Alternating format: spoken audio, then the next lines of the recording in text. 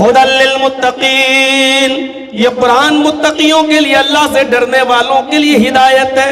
ہدایت تو سب کے لیے ہے، لیکن بالخصوص جو اللہ سے ڈرتا ہے۔ میں نے ابھی مثال دی، حضرت عمر فاروق نے ہدایت کے چشمے سے پڑھا، ہدایت مل گئی۔ ابو جہل کو، ابو لہب کو ہدایت نہیں ملی۔ میرے بھائیوں، وہ عبداللہ ذو البجادین جو جنگلوں میں گھوما کرتا تھا اور اپنے چچا کی بکریاں چرایا کرتا تھا، بھیڑوں بکریاں چراتے چراتے صحابہ کرام مکے کی جنگلوں میں قرآن کی آیتیں گنگناتے تھے۔ یہ قرآن کی آیتیں سن سن کر اسلام لے آیا۔ قرآن کی آیتوں نے اس کے دل میں اپنی جگہ بنا لی، اور عبداللہ ذو البجادین قرآن کی چند آیتیں سن کر اسلام لے آیا۔ وہ حضرت طفیل دوسی جو چپکے چپکے مکے کی گلیوں میں روئی لگا کر کانوں میں پھونس کر گھوما کرتے تھے، مبادا کہیں محمد رسول اللہ کے قرآن کے پڑھنے کی آواز میرے کان میں نہ چلی جائے۔ ایک دن نماز پڑھتے ہوئے دیکھا اللہ کے نبی کو نماز میں کھڑے ہیں اور قرآن زور سے پڑھ رہے ہیں۔ سوچنے لگا منہ تو آگے ہے، ہم پیچھے سن لیتے ہیں کہ محمد پڑھتے کیا ہے۔ کان سے روئی نکالی اور سننے لگا، اور جیسے ہی اس کے کانوں میں قرآن کی آیتیں گئیں، وہی کھڑا ہو کر نبی اکرم کے سلام پھیرنے کے بعد چیخ پڑا، اشہد ان لا الہ الا اللہ و اشہد ان محمدن عبدہ و رسولہ۔ یہ وہ لوگ تھے جو ہدایت کے چشمے سے پڑھا کرتے تھے، یہ وہ لوگ ہیں جو ہدایت کے چشمے سے سنا کرتے تھے۔ تو یہ قرآن ان لوگوں کے لیے ہدایت ہے جو کن کے لیے؟ جو اللہ سے ڈرتے ہیں اور ہدایت کی نظروں سے قرآن کریم کو پڑھتے ہیں، تعصب کی نظروں سے نہیں۔ تعصب کی نظر سے پڑھو تو دیکھو ایک عورت یوٹیوب پر کیسے آتی ہے، قرآن کی ایک ایک آیت کو کیسے کوٹ کر کے کہتی ہے دیکھو کیا لکھا ہے اس قرآن میں، دیکھو کیا لکھا ہے اس قرآن میں۔ لیکن اللہ کا شکر ہے، اللہ نے انہی لوگوں میں سے ایسی عورتوں کو بھی پیدا کر دیا جو اس عورت کو جواب دیتی ہے۔ ہمیں کچھ کہنے کی ضرورت ہی نہیں ہے، آپ ہی کے گھر سے آپ کو جواب دینے والا مل گیا۔ اللہ جس سے کام لے لے۔ ھدی للمتقین الذین یقیمون الصلاۃ ومما رزقناہم ینفقون۔ اور یہ قرآن ان لوگوں کے لیے بھی ہدایت ہے جو نماز قائم کرتے ہیں اور ہم نے جو ان کو رزق دیا ہے اس میں سے وہ خرچ کرتے ہیں۔ اللہ کی راہ میں نماز قائم کرتے ہیں، قائم کرتے ہیں، پڑھنا نہیں آیا نماز پڑھو، پڑھو نہیں، قائم کرنا۔ اور قائم کرنا کیا ہے؟ ان الصلاۃ کانت علی المؤمنین کتابا موقوتا۔ یہ نماز مسلمانوں پر وقت متعینہ پر فرض کی گئی ہے، اپنے وقت پر۔ اگر پڑھنا ہوتا تو شیعہ بھائیوں کی طرح بھی جائز ہو جاتا، چلو صبح اٹھو 5 ٹائم کی کھٹی پڑھ لو۔ شیعوں میں تو ہمارے لکھنؤ میں کچھ شیعہ لوگ ہمارے دوست ہیں، وہ کہتے ہیں ہم لوگ تو ایک ایک مہینے کی بھی پڑھ لیتے ہیں، ایک ایک مہینے کی بھی پڑھ لیتے ہیں۔ نماز اپنے وقت پر فرض ہے۔ یہ الگ بات ہے کہ آپ سفر میں ہیں تو آپ جمع بین الصلاتین کر سکتے ہیں، اس کی تفصیل میں جانے کی ضرورت نہیں، ورنہ نماز اپنے وقت پر فرض ہے۔ مسند احمد کے اندر یہ واقعہ بھی نقل کیا گیا ہے کہ حضرت انس ابن مالک رضی اللہ تعالیٰ عنہ جو تھے عمر ابن عبدالعزیز کے دور میں، جب ان کی خلافت تھی عمر ابن عبدالعزیز کی، تو یہ کبھی ان کے پیچھے نماز پڑھ لیا کرتے تھے اور کبھی پہلے نماز پڑھ کر نکل جاتے تھے۔ تو لوگوں نے شکایت کی کہ امیر المومنین عمر ابن عبدالعزیز سے کہا امیر المومنین آپ کو معلوم ہے؟ کہا کیا؟ کہ یہ انس جو ہیں، انس ابن مالک، یہ کبھی آپ کے پیچھے نماز پڑھتے ہیں اور کبھی نماز پڑھے بغیر آپ سے پہلے نماز پڑھ کے مسجد سے نکل جاتے ہیں، یعنی آپ کے پیچھے نہیں پڑھتے۔ آخر وجہ سمجھ میں نہیں آ رہی ہے۔ عمر ابن عبدالعزیز نے ان کو بلایا، آئے انس میں نے ایسا ایسا سنا ہے۔ کہا بالکل ٹھیک سنا ہے۔ کہا کیا مطلب؟ انتشار کیسے؟ آپ جماعت کے درمیان انتشار کیسے پھیلا رہے ہو؟ آپ جماعت سے پہلے نماز پڑھ کے کیسے نکل جاتے ہو؟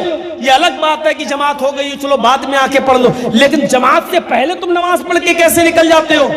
تو حضرت انس نے جو جواب دیا، مسند احمد میں آج بھی لکھا ہوا ہے، انس ابن مالک نے جواب دیا امیر المومنین आए उमर इब्न अब्दुल अजीज, मेरी आंखें जनाब मोहम्मद रसूलुल्लाह की नमाज के औकात को पहचानती हैं। मेरी आंखों ने देखा है कि अल्लाह के नबी ने फजर कब पढ़ी, ज़ोहर कब पढ़ी, असर कब पढ़ी, मगरिब कब पढ़ी, ईशा कब पढ़ी।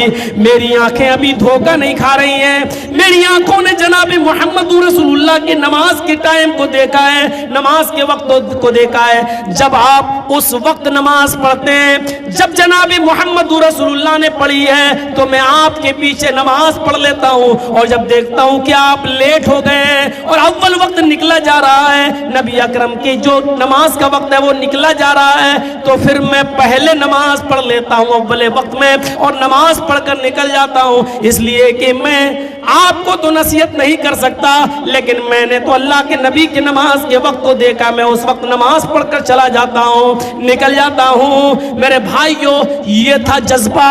अल्लाह के रसूल सल्लल्लाहु अलैहि वसल्लम की नमाज के वक्त से भी इतनी मोहब्बत कि खलीफा की भी नहीं सुन रहे हैं, खलीफा के पीछे भी नमाज नहीं पढ़ रहे। अगर वो टाइम से हट गए हैं, अगर वो वक्त से हट गए हैं, अगर वो दूसरे वक्त में नमाज पढ़ रहे हैं, तो ये अव्वल वक्त में नमाज पढ़कर निकल जाते हैं। तो नमाज कायम करना यह है कि उसको उसके वक्त पर पढ़ा जाए।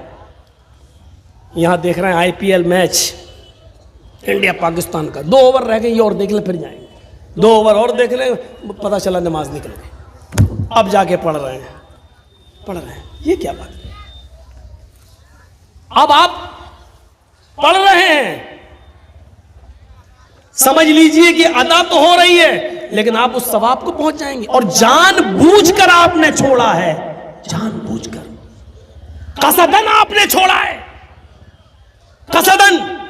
काजी शुरह का वो वाकया उनके बेटे का आपने सुना होगा, ना सुना हो तो सुनिए। जिस मदरसे में काजी शुरह का बेटा पढ़ता था, कौन काजी? जिनको हजरत अली ने काजी बनाया था, काजी कूफा का काजी।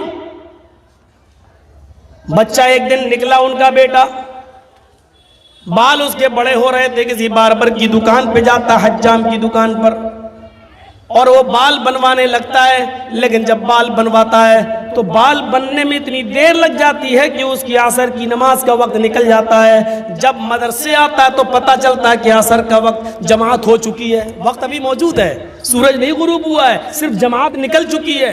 उसने वुजू बनाया और अकेले उसने 4 रकात नमाज पढ़ ली। मदरसे के असातिज़ा ने देखा, काजी शुरह का बेटा ये कहाँ गया था, इसकी जमात कैसे छूट गई है। पूछा कहाँ थे, उसने बताया कि बाल बनवाने के लिए बैठ गया था, वो जरा आहिस्ता आहिस्ता बाल बना रहा था, इसलिए देर हो गई। पूछा कि तुम असर की नमाज पढ़कर बाल बनवाने क्यों नहीं गए? तुम इतने शेड्यूल टाइट के अंदर, इतने कम वक्त के अंदर, असर की जमात में जब इतना टाइम कम था, तो फिर तुम बाल बनवाने के लिए क्यों गए? ठीक है, तुम्हें सजा मैं नहीं दूंगा, काजी है तुम्हारे बाप, उन्हीं के पास ये मसला लेके जाया जाता है, देखते हैं कि तुम्हारे बाप तुम्हारे बारे में क्या फैसला सुनाते हैं। पर्चा लिखकर भेज दिया गया। कासिद पर्चा लेकर जाता है और पर्चा काजी शुरह के सामने आता है। मदरसे के असातिज़ा ने लिखा कि आपके बेटे ने इतने टाइट और तंग वक्त में नमाज बाल बनवाए अपने सर के, कि जब बाल बनवा कर आया तो असर की जमात खत्म हो चुकी थी, असर की जमात निकल चुकी थी। उसने बाद में नमाज पढ़ ली, लेकिन जमात छूट गई। बताइए आपके बेटे को क्या सजा दी जाए? काजी हैं आप, बताएं क्या फैसला है आपका? काजी शुरह ने अपने बेटे के लिए जो फैसला सुनाया वो सुनिए। काजी शुरह ने जो फैसला सुनाया वो फैसला ये था, एक मोटा डंडा उसी कासिद को दे दिया और असातिज़ा के लेटर के पीछे ये अल्फाज लिख दिए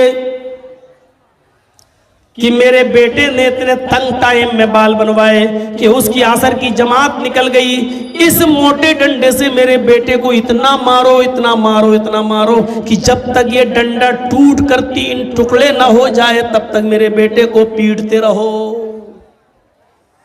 तब तक मेरे बेटे को पीटते रहो। और जब ये 3 टुकड़े हो जाए तब मेरे बेटे को एक कमरे में बंद कर दो और उसका खाना पानी बंद कर दो। अगर वो तौबा कर ले اور پکا عہد و اقرار کرے کہ آئندہ میں جماعت نہیں ترک کروں گا، تب اس کو چھوڑ دیا جائے۔ اور اگر وہ توبہ نہ کرے اور یہ عہد و پیمان نہ کرے، اقرار نہ کرے، تو بھوکا پیاسا اس کو مر جانے دو۔ میں نہیں جانتا شریعت میں کیا حکم ہے، لیکن قاضی شرح کا فیصلہ یہ ہے اپنے بیٹے کے بارے میں کہ اتنا مارو کہ یہ ڈنڈا ٹوٹ کر 3 ٹکڑے ہو جائے۔ میرے بھائیوں، تصور کر سکتے ہیں، نماز تو اس نے پڑھی تھی، صرف جماعت چھوٹ گئی تھی تب یہ فیصلہ۔ جماعت چھوٹ گئی تھی، نماز تو پڑھی تھی اس نے، جماعت چھوٹ گئی تھی تب یہ فیصلہ ہے۔ ہم اور آپ تو جمعے ہی کے دن پڑھتے ہیں، ہمارے اور آپ کے بارے میں فیصلہ پھر کیا ہونا چاہیے؟ ٹھیک ہے، کوئی لاگو کرنے والا نہیں ہے، نہ مولوی جرجیس نہ آپ، کوئی لاگو کرنے والا نہیں ہے، نہ آپ پر کوئی لاگو کرے گا۔ لیکن سوچئے تو ذرا کہ جماعت چھوٹ گئی، نماز تو پڑھی اس نے لیکن جماعت چھوٹ گئی تو یہ سزا، صرف عصر کی 1 تو یہ سزا، جو پورے ہفتے نہیں پڑھتے ہیں ان کی سزا کیا ہونا چاہیے؟ کوئی کیرم بورڈ کھیلنے میں لگا ہے، کوئی میچ کھیلنے میں لگا ہے، کوئی کھل جوتنے میں لگا ہے، آسان ہو رہی۔ اور یہ انہوں نے اپنے بیٹے کے بارے میں، اب ذرا اس حدیث پر بھی آ جائیے۔ اللہ کے نبی نے فرمایا جب تمہارا بیٹا 7 سال کا ہو جائے تو اس کو نماز کے لیے بولو، انگلی پکڑ کر مسجد کی طرف لے جاؤ، کبھی جائے گا کبھی نہیں جائے گا، عادت ڈلواؤ، کوئی بات نہیں، لیکن 10 سال کا ہو جائے اور نماز نہ پڑھے تو اس کو مارو، فَاضْرِبُوهُ، مارو، یعنی مار کر لے جاؤ، پیٹ کر لے جاؤ۔ جس کا بیٹا 10 سال کا ہو نماز نہ پڑھے تو باپ مارے، اور جو باپ 50 سال کا 40 سال کا ہو وہ نماز نہ پڑھے تو اس کو کون مارے؟ دادا وہ تو مر گیا، وہ تو قبر میں پہنچ گیا۔ اللہ نے یہاں کہا ہی نہیں کہ نماز پڑھو، الذین یقیمون الصلاۃ، نماز قائم کرو، یہ ہے نماز کا قیام، یہ ہے نماز۔ کہاں ہے ہم اور آپ؟ حضرت عمر فاروق کو جب خنجر مارا گیا نماز کی حالت میں، فجر کی پڑھا رہے تھے، ابو لولو نے، فیروز نے جب خنجر مارا تو خنجر نکالا تو ان کا خون اتنا بہ گیا کہ وہ غشی کھا کر گر پڑے، اور ایک صحابی نے اس کے اوپر چادر پھینکی ابو لولو پر، وہ پھسل گیا، گرا۔ اس نے سوچا کہ اب ہم نہیں بچیں گے، عمر پر حملہ کرنے کہ جرم میں اب ہمیں بھی قتل کیا جائے گا، تو اس نے وہ خنجر اپنے پیٹ میں مار کر آتم ہتیا کر لی، مر گیا۔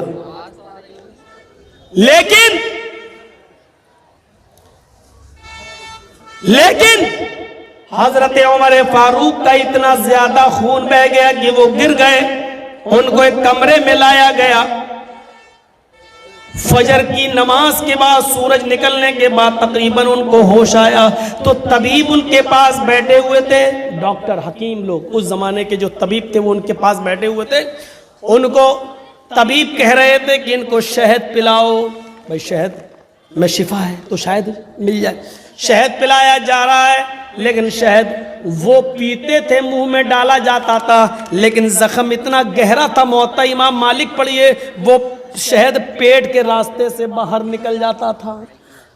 ان کو کہا گیا دودھ پلاؤ، دودھ وہ پیتے تھے، پلایا جاتا تھا، وہ دودھ پیٹ کے راستے سے باہر نکل جاتا تھا۔ ان سے کہا جاتا تھا پانی پلاؤ، پانی جو چیز کھلائی جا رہی ہے، پلائی جا رہی ہے، وہ پیٹ کے راستے سے باہر نکل رہی ہے۔ ایک صحابی وہیں بیٹھے ہوئے تھے، ان کی آنکھوں میں آنسو تھے۔ حضرت عمر نے ان سے پوچھا کہ یہ کیا بات ہے؟ کہا امیر المومنین، آپ کی پہلی رکعت تھی، پہلی رکعت میں ہی اس نے خنجر مارا اور خون اتنا گرا کہ آپ زمین پر گر گئے۔ میں سوچ رہا ہوں اس حالت میں آپ نماز کیسے پڑھیں گے؟ ابھی آپ نے فجر کی نماز ادا نہیں کی، پہلی رکعت ہی میں گر گئے، ابھی تو آپ کی دونوں رکعتیں باقی ہیں۔ حضرت عمر فاروق نے کہا کیا میں نے نماز نہیں پڑھی؟ کہا نہیں، پہلی رکعت میں۔ کہا پانی لاؤ، جلدی سے وضو بنایا، لوگوں سے کہا کہ مجھے کھڑا کر دو، ان کو اٹھا دیا گیا، پیٹ پر کس کے کپڑا باندھ لیا، اور پھر انہوں نے کھڑے ہو کر نماز پڑھی، اس حال میں بھی کھڑے ہو کر نماز پڑھی۔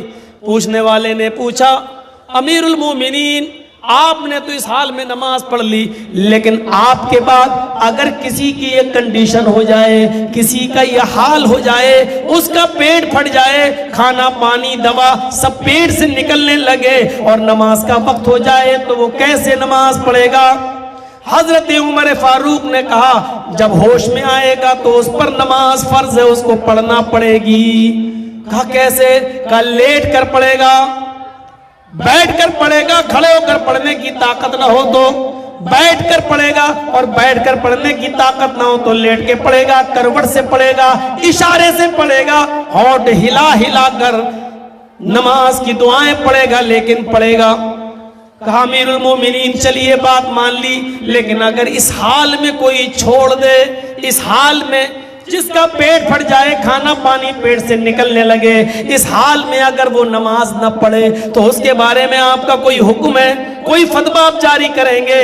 فرمایا ہاں، اگر وہ ہوش میں اور پیٹ پھٹ گیا ہو، کھانا پانی بھی پیٹ سے نکل رہا ہو، جو چیز کھاتا ہو پیٹ سے نکل جاتا ہو، لیکن ہوش میں ہو اور نماز کا وقت آ جائے تو اس کو نماز پڑھنا پڑے گی۔ ہوش میں آنے کے بعد بھی اگر اس نے نماز نہیں پڑھی، نماز ترک کر دی تو لا حظ فی الاسلام لمن ترک الصلاۃ، یہ ہے موطا امام مالک کے الفاظ، لا حظ فی الاسلام لمن ترک الصلاۃ، اس کا اسلام کے اندر کوئی حصہ نہیں ہے جو اس حال میں بھی نماز چھوڑ دے۔ اس حال میں اگر نماز چھوڑ دے تو مسلمان میں اسلام کے اندر اس کا حصہ نہیں۔ ہم اس حال میں چھوڑ رہے ہیں، یہ کنڈیشن میں بھی نہیں چھوڑی جا سکتی ہے۔ ہماری کنڈیشن تو اچھی خاصی ہے،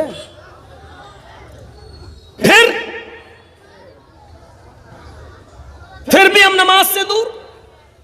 ان کو دیکھ لو، ہماری ماں بہنوں کو، ان کو بڑے بہانے، بچے نے پیشاب کر دیا، کپڑا ناپاک ہو گیا۔ میری ماں اور بہنوں، واقعات پہ آ جاؤں تو ایسی ایسی عورتوں کے واقعات اور صحابیات کے واقعات آپ کے سامنے رکھنے لگوں کہ جن کے پاس ایک ہی کپڑا تھا، ایک ہی کپڑا، جب نماز پڑھنے کے لیے شوہر فجر کی مسجد میں جاتے تھے تو اس عورت کی چادر جو پہنتی تھی وہ لے کر جاتے تھے، اور نماز فجر پڑھنے کے بعد جب گھر پہ آتے تھے تو اپنی بیوی کو وہ چادر جب دے دیتے تھے تو ان کی بیوی پھر اس چادر میں نماز پڑھتی تھی، نماز ادا کرتی تھی، اور پوری زندگی وہی ایک چادر میں گزاری۔ تم کون سے بہانے کرتی ہو؟ بچے نے پیشاب کر دیا، کپڑا ناپاک ہو گیا، ایک ایک چادر میں نمازیں پڑھی گئی، اور مرد نے بھی اور عورت نے بھی، شوہر نے بھی اور بیوی نے بھی۔ ہم کہاں ہیں؟ پڑھیے تذکرہ صحابیات، پڑھیے صحابہ کرام اور صحابیات کی زندگی، تب آپ کو ملے گا الذین یقیمون الصلاۃ وَمِمَّا رَزَقْنَاهُمْ يُنْفِقُونَ، اور اللہ نے جو تمہیں رزق دیا ہے اس میں سے خرچ کرو۔ نماز کا قائم کرنا اور اللہ کے دیے ہوئے رزق میں سے خرچ کرنا۔ یہاں پر زکوٰۃ کی بات نہیں کہی گئی ہے، یہاں پر ہر خرچ شامل ہے، زکوٰۃ بھی اس میں شامل ہے۔ اللہ نے آپ کو دیا ہے رزق تو اس میں سے آپ کو خرچ کرنا ہے۔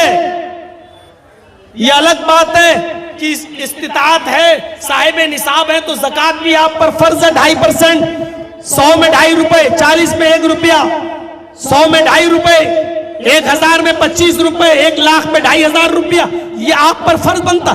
اس کے علاوہ بھی جو ہم نے تمہیں رزق دیا ہے اس میں سے تم اللہ کی راہ میں خرچ کرو، اللہ کی راہ میں لٹاؤ، اللہ کی راہ میں ادا کرو، اللہ کی راہ میں دو۔ ایسے ایسے اللہ کے نیک بندے گزرے ہیں کہ دائیں ہاتھ سے دیتے تھے اور بائیں ہاتھ کو خبر نہیں ہوتی تھی کہ کس کو دے دیا۔ یہاں تو چیخنا پڑتا ہے، چلانا پڑتا ہے آپ کے سامنے، شیخ امان اللہ مدنی آئے، انہوں نے بھی چندے کی درخواست کری، توحید صاحب آئے، انہوں نے بھی چندے کی درخواست کری، موسیٰ صاحب ہیں، انہوں نے بھی چندے کی درخواست کری، اور صرف بہار کی سرزمین پر یہ دن دیکھنے کو ملتے ہیں کہ مولانا جرجی صاحب 10 منٹ مصافحہ کریں گے۔ اس لیے بہار دھیرے دھیرے میرا چھوٹتا جا رہا ہے اور بنگال ہم زیادہ پکڑتے جا رہے ہیں۔ 9 بجے پروگرام ملتا ہے، 11 بجے ختم، آرام سے آدمی سوئے اور فجر میں اٹھ جائے۔